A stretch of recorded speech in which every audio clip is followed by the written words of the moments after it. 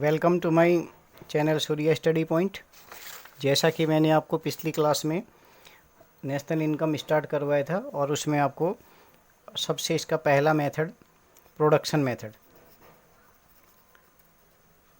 Method के बारे में बताया था, जिसका दूसरा नाम है value added method. Value added method यानी पहले वाली क्लास में आपको थोड़ा सा रिपीट करूं, ये नाम मैंने नहीं लिए थे उसमें, लेकिन मैं डायरेक्ट आज आपको ये नाम ले रहा हूं। उसमें मैंने ऐसे बताया था आपका कि कोई भी गुड्स एंड सर्विसेज, अगर इन दोनों के आप मॉनेटरी वैल्यू को ऐड कर देते हो, पहले वाले एग्जाम्पल में मैंने इसका लिया था 50 रुपीज़, अगर आप इसको ऐड करते हो तो उसको ही आप GDP-MP के नाम से जानते हो। आज मैं इस क्लास में आपको ये बताना चाहता हूँ कि जब भी आप एक इकोनॉमी का किसी भी इकोनॉमिक टेरिटरी यानी बाउंड्री के अंदर जो भी प्रोडक्शन होगी, चाहे गुड्स की या सर्विसेज की, उनका मॉनेटरी वैल्यू अगर आप लेते हैं तो उस मॉनेटरी वैल्यू को आप GDP-MP के नाम से भी जानते हैं इकोनॉमिक्स में।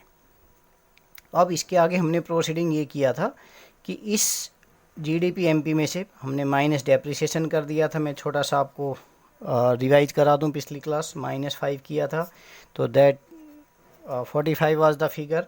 इसको हमने NDP-MP बोला था, यानी 45 रुपीज़ NDP-MP, यानी डेप्रिसिएशन माइनस करते ही आपका NDP-MP आ जाता है। उसके बाद आप इसमें से निट माइनस कर देते हो, सेकेंड फार्मूला आपको बताया था हमने, निट माइनस कर देते हो, जो कि 35 आपकी वैल्यू बचती है, NDP-FC आ जाता है। आपको याद हो तो हमने निट माइनस करते ही MP रिप्लेस हो जाता है FC से।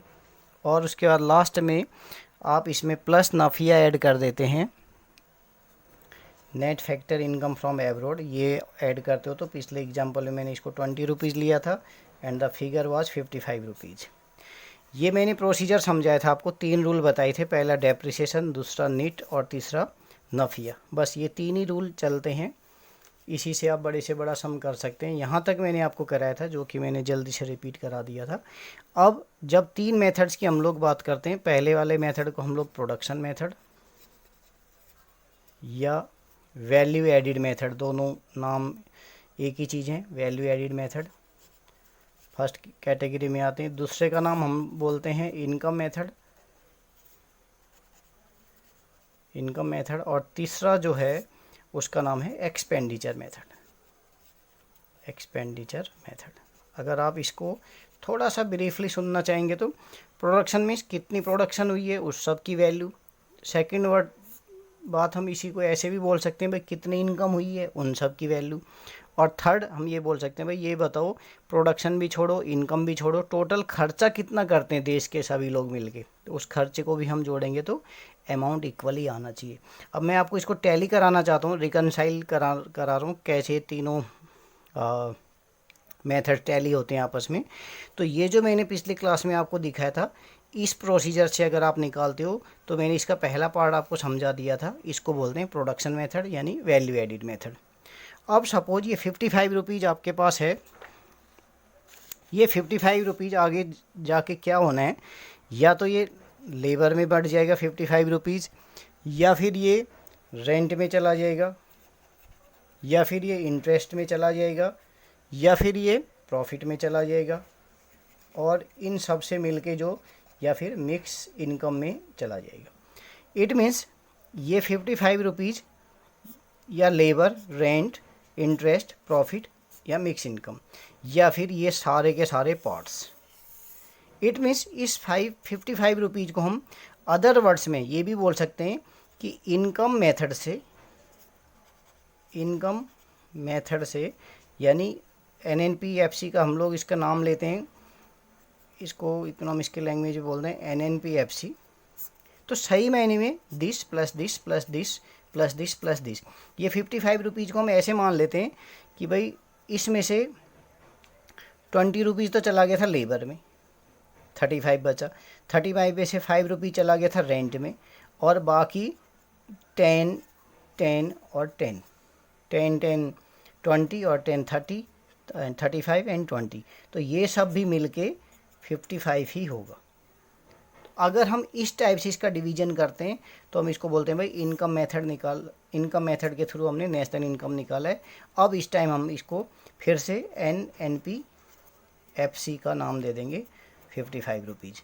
लेकिन इसको निकालने का मेथड चेंज हो गया। जब हम बोलेंगे इनकम मेथड से निकालो तब आप सबसे पहले लेबर, यानी दूसरी लैंग्वेज में इसको ये भी बोल सकते हैं भाई कंपेंसेशन कितना है, कंपेंसेशंस ऑफ द एम्प्लॉयज़, इसको ऐड कर लो, प्लस रेंट ये कितना है इसको ऐड कर लो, प्लस इंटरेस्ट कितना है इसको ऐड कर लीजिए, प्लस प्रॉफिट कितना है इसको ले लीजिए, एंड प्लस मिक्स इनकम कितना है।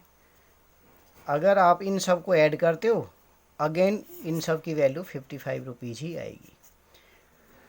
तो ये आपका सेकंड मेथड क्लियर होता है यहाँ पर। फर्स्ट मेथड में आपका ये पहले मैं समझा चुका हूँ। सेकंड मेथड आप इनसे, और कभी कभी पेपर में या उसमें समझने के लिए ऐसा भी दिया होता है कि आपका ये जो rent, interest and profit, rent, interest and profit ये सब इकट्ठा भी दिया जा सकता है। इसको तीनों को मिलके बोलते हैं ऑपरेटिंग सरप्लस। तो यानी रेंट, इंटरेस्ट, प्रॉफिट, इसकी जगह ऑपरेटिंग सरप्लस भी दिया जा सकता है। तो उस टाइम कन्फ्यूजन होने की ज़रूरत नहीं है, ये तीनों मिला के आपको दे रखे हैं। जब ऑपरेटिंग सरप्लस और ये भी दे रखे हो साथ में तो आपको ऑपरेटिंग सरप्लस लेना होता है, ये तीनों नहीं लेते हो। अब इसका नेक्स्ट जो आपका बचता है एक्सपेंडिचर मेथड। एक्सपेंडिचर मेथड, इसमें आप लोग क्या करते हो, कई बार बिजनेसमैन या कोई ऐसा होता है अपनी इनकम बताना नहीं चाहता या उसकी इनकम निकाल पाना बहुत मुश्किल होता है, डिफ़िकल्ट होता है, गवर्नमेंट के लिए भी और ख़ुद अपने लिए भी, या कई लोग जानबूझ के बताते भी नहीं अपनी इनकम। तो वहाँ पर क्या समाधान है भाई, ठीक है इनकम नहीं बताते, उनका खर्चा तो हमको पता चलेगा कितना खर्चा वो करते हैं, एक्सपेंडिचर तो उनके पता चलेंगे। तो अगर उनके सबके एक्सपेंडिचर को हम लोग इकट्ठा ऐड कर लेते हैं, उससे जो हमारी इनकम दिखती है उसको हम एक्सपेंडिचर मेथड के थ्रू नेशनल इनकम बोलते हैं। देखिए कैसे हमने पूरी इकोनॉमी को दो पार्ट्स में डिवाइड कर दिया, ये गवर्नमेंट सेक्टर ले लिया, प्राइवेट सेक्टर। हम लोग क्या करेंगे, गवर्नमेंट सेक्टर के सारे खर्चे ले लेंगे, प्राइवेट सेक्टर के सारे खर्चे ले लेंगे, और खर्चों के बाद में जो इनका सेविंग्स होती है वो ले लिया, यानी इन दोनों के टोटल खर्चे, इन दोनों की सेविंग। और अगर कोई चीज़ वहाँ पर खर्चा ही ना हुआ यानी एक्सपोर्ट हो गया, वो एक्सपोर्ट हो गया माइनस इंपोर्ट, यानी ये वाले खर्चे देश में नहीं हुए, देश के बाहर से हुए हैं। तो इन सब को अगर आप इकट्ठा कर लेते हो तब भी आपका पूरे देश का खर्चा पता चल जाता है, और पूरे देश के खर्चे को अगर आप इकट्ठा ऐड करते हो तो इसके थ्रू आपकी एक्सपेंडिचर मेथड के थ्रू आपकी इनकम आ जाएगी। जैसे इसमें मैं लेता हूँ गवर्नमेंट का एक्सपेंडिचर लेने के लिए आपने लिया गवर्नमेंट इसको जी के नाम से इंडिकेट कर सकते हो, government final consumption expenditure plus private final consumption expenditure plus gross domestic capital formation, यानी ये सेविंग का नाम हम लोग ऐसे भी बोल सकते हैं, ग्रॉस डोमेस्टिक कैपिटल फॉर्मेशन ऐसे भी ले सकते हैं। और प्लस जब आप इन चीज़ों को गवर्नमेंट एक्सपेंडिचर, प्राइवेट एक्सपेंडिचर और gross domestic capital formation plus इसमें यानी नेट एक्सपोर्ट, यानी ये चार कंपोनेंट्स आपको ध्यान रखने, government final consumption expenditure, private final consumption expenditure, gross domestic capital formation, हमें अपने लोकल वर्ड्स में इसको सेविंग के नाम से जान रहा हूँ, प्लस नेट एक्सपोर्ट। अगर आप ये चारों आइटम ऐड करते हो तो जो आपकी वैल्यू निकलेगी, यानी मैं इसको ऐसे लेके चलता हूँ, सपोज़ ये 10 है, ये भी 10 है, ये भी, या प्लस ये भी 10 है और ये भी 10 है, यानी टोटल आपका 40 रुपीज़ आ गया है। तो 40 को अभी आप जो कॉल करोगे इन सबको ऐड करके, इसका नाम आ जाएगा आपका GDP MP इक्वल टू 40। अभी तक आपका 40 आया है।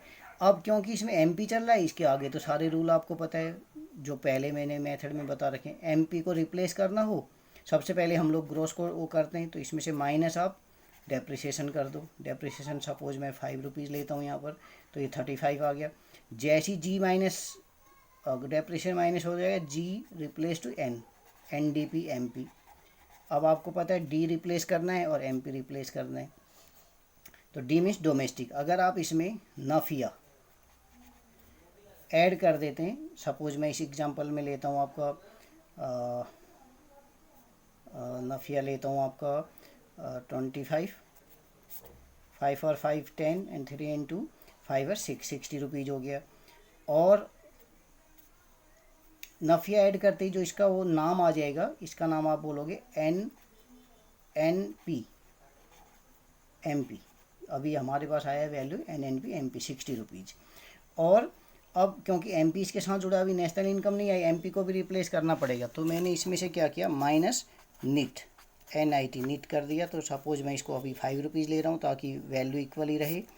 तो यहाँ पर 60 में से 5 55, तो अगेन आपका 55 में लाना चाहता था आंसर दोबारा से।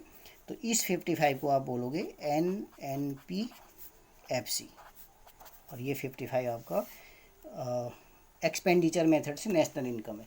तो इसका मतलब राउंड फिगर में आप लोगे तो सारे खर्चे प्लस सारे सेविंग और प्लस सब एक्सपोर्ट, नेट एक्सपोर्ट को आप ऐड कर देते हो तो आपका GDP आ जाता है। फिर वो रूल तो आपको पता ही है, तीनों रूल हमेशा अप्लाई करने, वो 3 रूल अगर आपको आते हैं तो समझो आपको सब चीज़ें आती हैं। थैंक यू, आज इतना ही।